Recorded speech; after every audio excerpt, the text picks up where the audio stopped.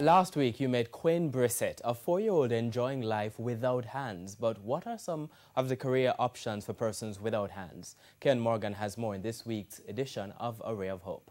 A Ray of Hope. Well, that a person out there can do some of the things that I'm doing. So that's a gift. Meet Naquanne Harrison. He's a well-sought-after auto mechanic in Kingston. But what makes him special is the fact that he was born with no hands. Naquanne has been repairing vehicles for over 15 years. I can rebuild an engine, front end, transmission, gearbox. As I said, you name it. It's a trade he learned through apprenticeship. He says from a young age, he's been very handy. The first bicycle I own, I never get it free. I have to make it. I used to play marble. I used to ride bike, bicycle, skate, you name it.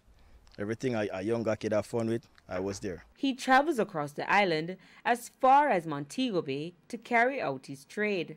Naquanne says when new clients are skeptical about his capabilities, he lets his work do the talking. A client come to me the other day. When she come, she was shocked.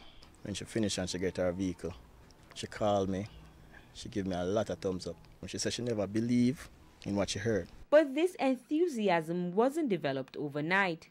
Naquanne says growing up, he faced a lot of negativity. People used to look at me and say, him can't manage, him now go get to do it. So we use them thing there, them negative stuff there, and push it forward, boost up our energy to prove them wrong. Now Naquanne's dream is to be his own boss. However, he's facing a challenge. To really expand the business as all I want it, but I love to get my driver's license. He applied for his driver's license many times, but was turned down each time because of his condition. This, he says, has dampened his spirits.